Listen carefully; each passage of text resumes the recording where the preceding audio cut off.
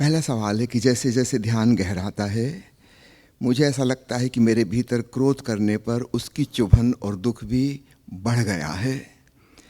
नकारात्मक भावनाओं की चुभन ज़्यादा महसूस होती है। मैं क्या करूं? ध्यान का मतलब है होश की वृद्धि, संवेदनशीलता की वृद्धि। जब आपके भीतर संवेदनशीलता, सेंसिटिविटी बढ़ेगी तो निश्चित रूप से जो भी हो रहा है उसको आप ज़्यादा ठीक से जान पाएंगे। जब हम बेहोश जी रहे थे गैर ध्यानपूर्ण अवस्था में, मूर्छा में, हमें कुछ पता ही नहीं चल रहा था, हम यांत्रिक ढंग से जिए चले जा रहे थे। जब होश आएगा तो प्रत्येक चीज़ का विस्तार से, गहराई से अनुभव होगा। तो निश्चित रूप से क्रोध की चुभन जितनी पहले होती थी उससे ज़्यादा होगी, क्योंकि आप ज़्यादा सेंसिटिव हो गए। अब छोटी छोटी चीज़ के प्रति आप संवेदनशील हैं। तो इसको बुरा लक्षण नहीं समझना, बिल्कुल शुभ हो रहा है। ध्यान की गहराई बढ़ रही है, अर्थात सेंसिटिविटी पहले से ज़्यादा प्योरीफाइड, ज़्यादा शुद्ध हो गई। छोटी छोटी चीज़ का पता चलेगा। एक आदमी नशा करके सड़क पे चल रहा है, पैर में कांटा गड़ जाता है कि कंकड़ गड़ जाता है, उसे पता ही नहीं चलता, क्योंकि वो शराब पिए हुए है। गड्ढे में गिर जाता है, उसे चोट का उतना दर्द नहीं होता। एक सामान्य आदमी जो होश में है उसे ज़्यादा दर्द होगा। यदि होश अधिक होगा तो और ज़्यादा होगा। ऑपरेशन करने के पहले सर्जन एनेस्थीसिया दे देते हैं, बेहोश कर देते हैं, ताकि दर्द का, कष्ट का पता ही ना चले, पूरी तरह कोमा में, बेहोशी में। होश बढ़ेगा तो हमें सब चीज़ों का पता चलेगा। अब आपने पूछा है कि नकारात्मक भावनाओं की चुभन क्यों ज़्यादा महसूस होती है? क्योंकि नकारात्मक भावनाओं में ही चुभन है, वो कांटे की तरह हैं, और जो पॉजिटिव इमोशंस हैं वो फूल की तरह हैं। फूल आपको चुभते नहीं, फूल कोई निशान नहीं छोड़ जाते, कांटे घाव छोड़ जाते हैं। कांटा निकल भी जाए तो भी लंबे समय तक तकलीफ बनी रहेगी, उसका निशान रह जाएगा कि कभी कांटा गड़ा था। फूल बड़ा कोमल है, वो चुभता नहीं, उसका कोई निशान नहीं छूट जाता, कोई घाव नहीं छूट जाता। इसलिए नकारात्मक चीज़ों का एहसास हमें ज़्यादा होता है, सकारात्मक चीज़ों का एहसास हमें कम होता है। ऐसा समझें सुगंध और दुर्गंध। एक व्यक्ति की नाक खराब है, सर्दी जुकाम क्रॉनिक रहा उसको, धीरे धीरे नाक की सेंसिटिविटी कम हो गई। अब ना उसे सुगंध का पता चलता ना दुर्गंध का पता चलता। अगर उसका इलाज हो सके और उसकी संवेदनशीलता नाक की वापस लौट सके तो याद रखिएगा, दुर्गंध का ज़्यादा पता चलेगा, सुगंध का कम।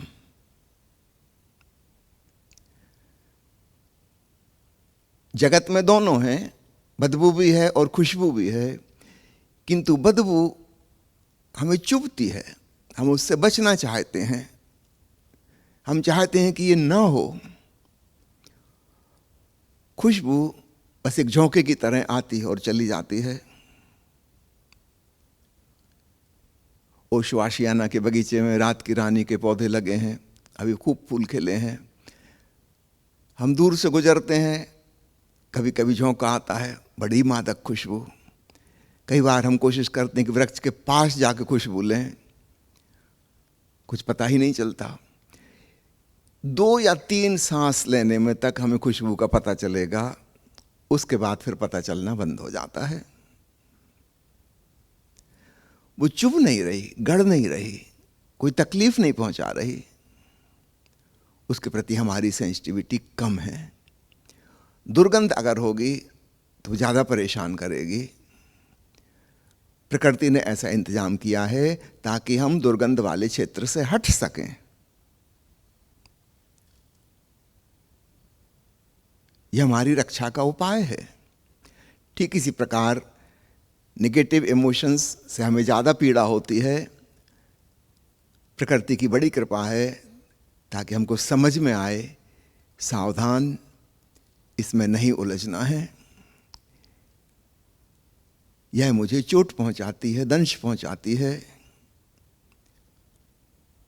तो जैसे जैसे हमारी जागरूकता बढ़ेगी, हम नकारात्मक चीज़ों के प्रति भी जागरूक होंगे ताकि उससे हम बच सकें। बहुत लोग कहते हैं कि ओशो कहते हैं कि ध्यान में निर्विचार घटित हो जाएगा। मैं जब ध्यान करता हूं तो विचारों की बड़ी भीड़ का पता चलता है।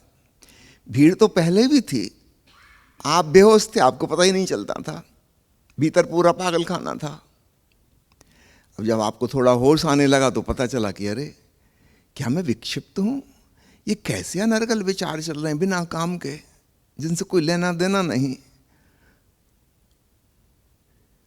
अनचाहे विचार अकारण चले आ रहे हैं। इसका मतलब आपके भीतर होश सधने लगा। हाँ, आगे और होश सधता जाएगा तो निर्विचार शांति का भी एहसास होगा, किंतु उसके पहले ये विचारों का पागलपन, ये भीड़, ये हल्ला गुल्ला, इसका पता चलेगा। दूसरा सवाल है, मैं जानता हूँ कि सभी कामनाएं, यहाँ तक कि मोक्ष की कामना भी बंधन है, परंतु मेरा मन तो ध्यान में मिली शांति को पकड़ना चाहता है। मेरे भीतर यह लोभ है। मुझे पता भी चलता है कि मेरे भीतर लोभ है, किंतु इसे मैं स्वीकार करके कैसे बदलूं, यह समझ नहीं आता।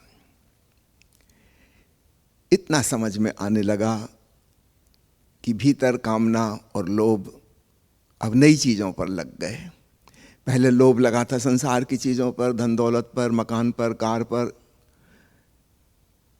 कामनाएं संसार की थीं, यश की, पद की, प्रतिष्ठा की। वहाँ से छूटी तो अंतर जगत में हमने नई कामनाएं खड़ी कर ली कि स्वर्ग पाना है, कि मोक्ष जाना है, कि निर्वाण होना चाहिए, कि आवागमन से मुक्ति चाहिए, कि परमात्मा का साक्षात्कार करना है। नए लोग पैदा हो गए। शांति को, परम आनंद को, सच्चिदानंद को पाना है। अगर मिल गया थोड़ी सी झलक तो फिर और ज़्यादा पाना है।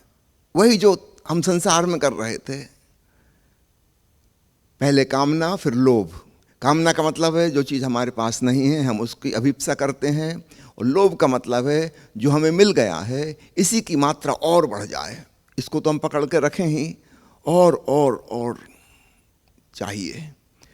तो कामना और लोभ आपस में जुड़े हुए हैं। कामना का ही एक्सटेंशन लोभ है, उसी का बढ़ा हुआ रूप। तुम दो को अलग अलग काउंट मत करिए, एक ही काउंट करिए। और अच्छा है आप कहते हैं कि मुझे पता चल रहा है कि मेरे भीतर ये हैं। अब पूछा है कि मैं इसको कैसे बदलूं, समझ नहीं आता। जो है उसे स्वीकार कर लीजिए। यह निष्काम होने का सूत्र है। यदि आपने बदलने की नई कामना पैदा कर ली तो फिर आपकी कामना में वृद्धि हो गई। फिर एक नई चीज आप चाहने लगे कि मेरे भीतर लोभ ना बचे,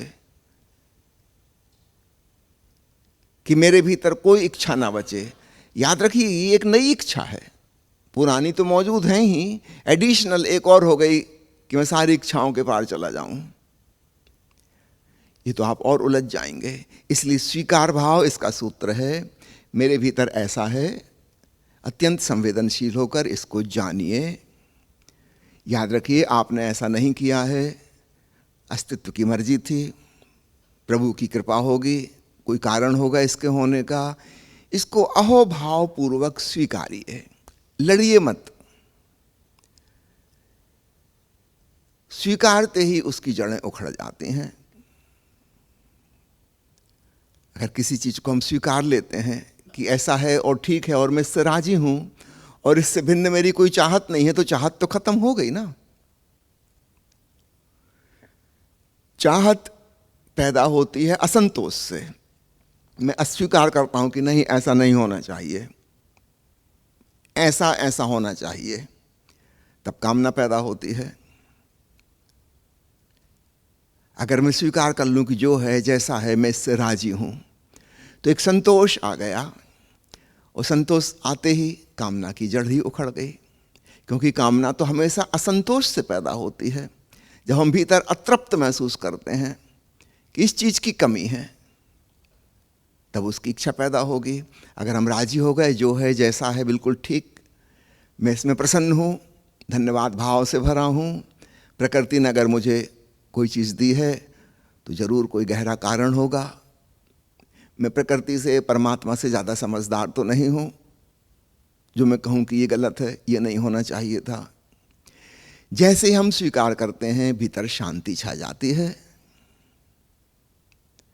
अस्वीकार में, असंतोष में अशांति है, नई नई कामना पैदा होती हैं। स्वीकार में शांति है, कामना समाप्त हो गई, लोभ विलीन हो जाता है। तो स्वीकार भाव में डूबें।